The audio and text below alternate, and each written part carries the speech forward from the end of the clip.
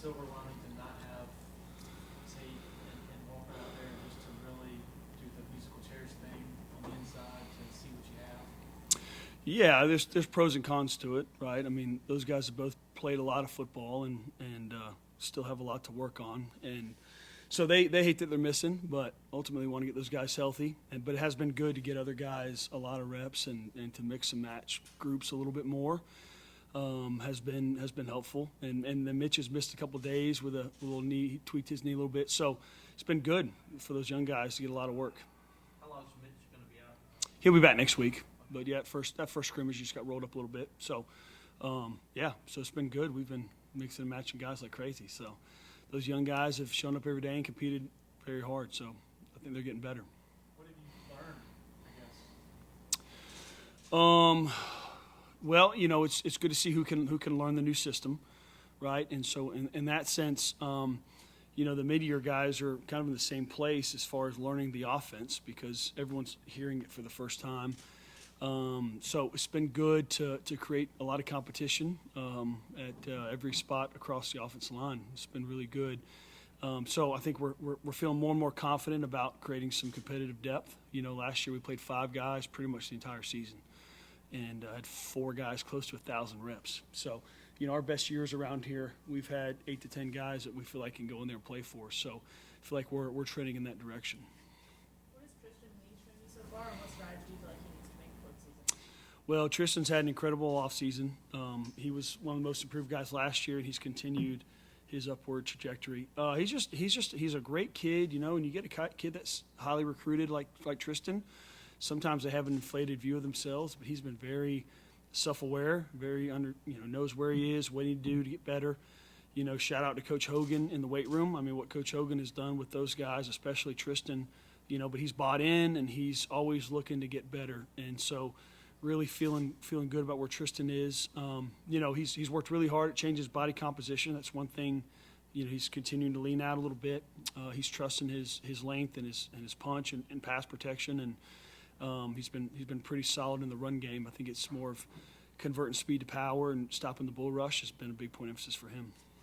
How has Linthicum been in his progression this spring? Yeah, very, very good. So, you know, Putnam went to Matt Bachhorst's wedding on Saturday, and so Ryan got all the first-team reps at center. So really, really, really happy with where Ryan is, his progression. He's been a very consistent guy. It's hard sometimes being the backup center because, you know, unless someone gets hurt, it's hard to rotate centers, and so I think that can affect you a little bit sometimes. But he's shown up, he's gone to work, and my message to him has been, hey, we're going to put the best 5 on the field, and if that means putting you at center and putting him back to guard, we'll do whatever it takes to get the best 5 on the field. So I think he's done a good job. Biggest thing for him has been being more vocal, making the points, the IDs, the communication, making sure everyone's on the same page, and so he's accepted the challenge.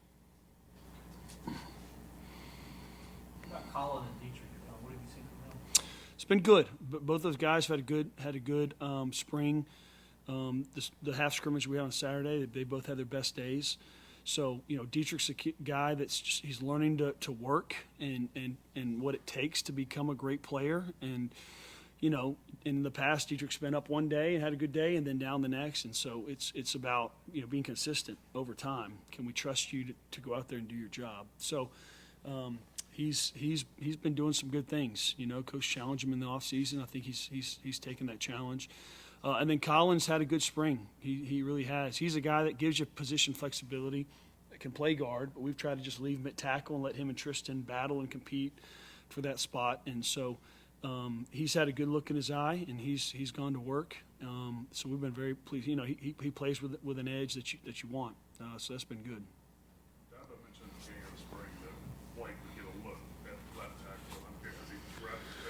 We cross train an individual, and we've cross trained a little bit, like in some one-on-one settings, you know. But really, we've been playing a little bit of musical chairs in the guard position, so trying to just kind of keep him consistent there. I mean, he's done a good job, and again, you know, if you feel good about Tristan and Collin coming along, you don't feel like you have to swing them as much. But we'll continue to cross train, you know, and play them on both sides.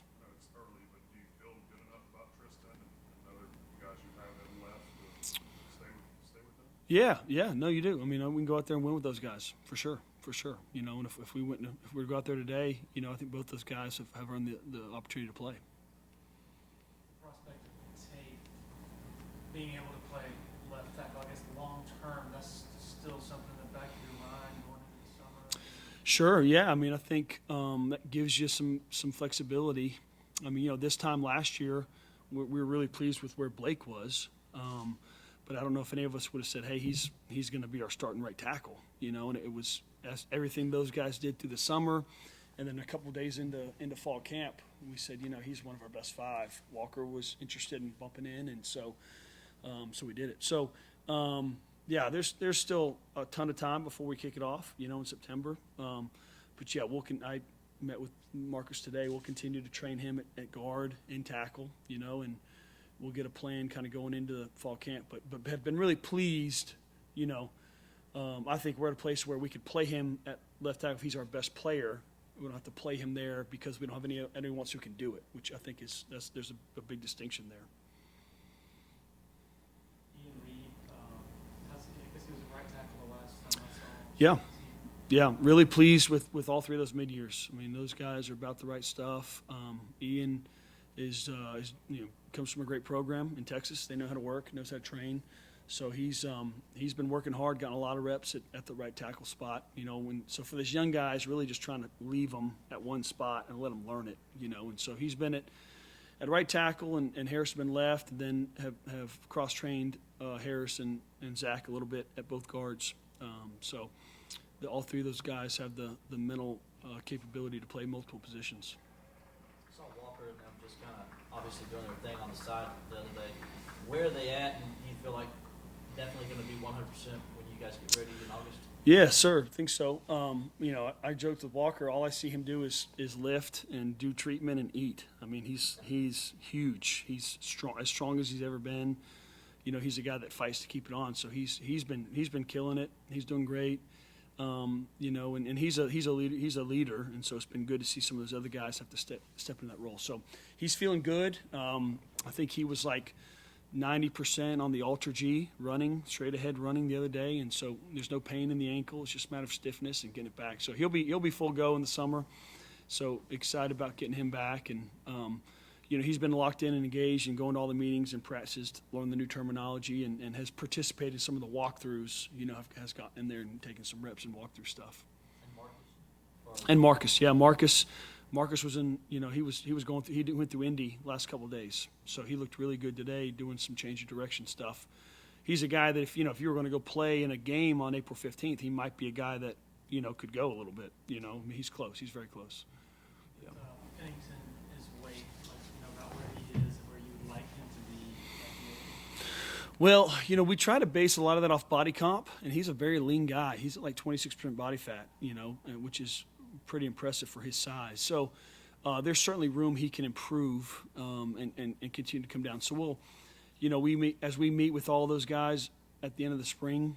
We'll you know, give them a target goal weight for the summer after we talk with Coach Hogan and talk to Megan, our nutritionist, and kind of get a plan for him. So you know, guys that tend to gain weight as the season go on, we try to get them a little bit lighter going into camp. But then there's guys that struggle to keep it on. You want them a little bit heavier. So spring is a good time for players to kind of figure out what their natural body weight is. So he's been moving better. You know, I mean, he can carry a lot of weight. That's for sure. You know, it's learning to train the right way and push through and finish. You know, I think that's a big part of it. How do you feel about the guard depth? Are any of those other younger guys stood out to you?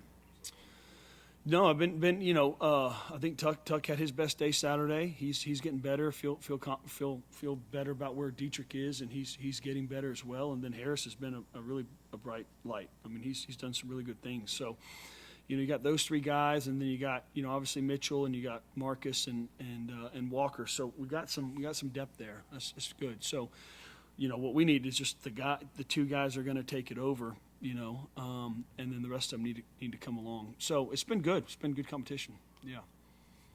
How beneficial was it late in the season for Mitchell being able to start those, I guess, 3 games? Yeah, I think it might have been 5. It was a home game, Miami or Louisville or something. So it's invaluable. I mean, I think. Yeah, 4 of the last 4 last 5, yeah. So, yeah, he started 4, and then one of the game he started, and then Marcus came back, got hurt in like the first series, so he really played 5 games. So, again, like football is fun to play. It's not always fun to practice, and so when you get a guy like Mitch who's in his 3rd year and hasn't gotten on the field, and Mitchell for most of the fall was our next right tackle, and then continued to progress and. Against Florida State, had about 20 reps at guard and tackle. He was kind of our 6th guy and felt more confident about where he was. So, when a guy gets to play and realizes that they can go out there, because practice is always harder than the game. I mean, every drill is a defense usually has the advantage if it's pass rush or if it's inside drill, and so skis in the back. He didn't like that,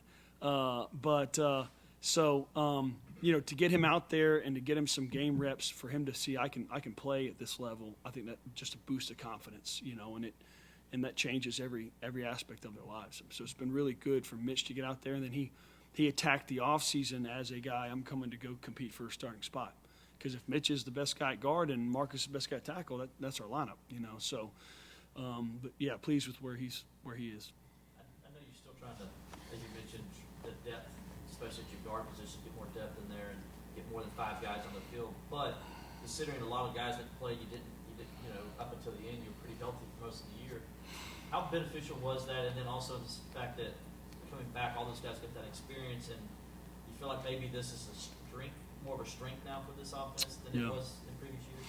I think so, yeah. I mean, I think, on paper you lost Jordan McFadden, but you have 5 guys coming back who have started – significant games. So that's certainly invaluable. And then, the other part is it gives you competition at every, like Mitchell is not coming back to sit on the bench. He's coming back to compete for a spot.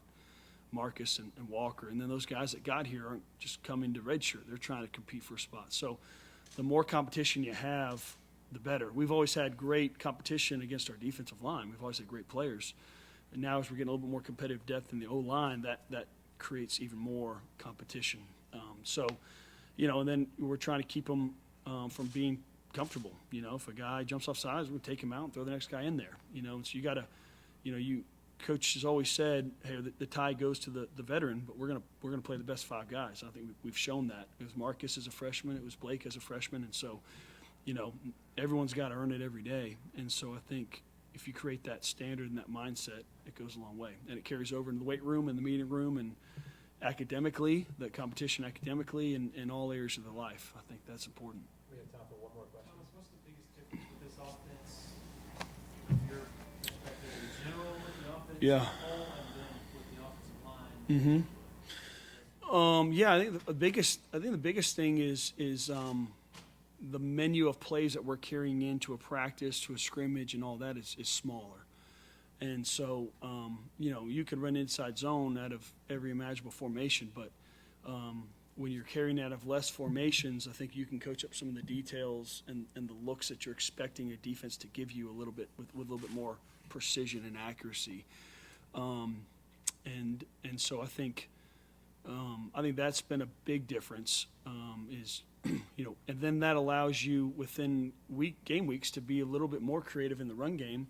If you're going to run a new little fold scheme or counter or something like that, but you're only carrying it to a few formations. Now I think that allows you to really focus on the looks that you're going to get, and those guys get confident and they get good at it and they just practice it. And you're also getting the competitive practices against your defense. So if you're carrying 10 plays and you got to get all 10 of those repped, and you only have 10 snaps in practice, you get them hit one time. If you have 5 plays and you have 10, you get it ripped twice. So I just think as we get through the spring, we've gotten more and more reps at our base stuff, and that increases precision, and that gives guys confidence and ability to play faster, think less, and now you can work even more time in your individual on the fundamentals techniques of the position. Does Harris project more tackle or guard? He's an inside guy. Yep.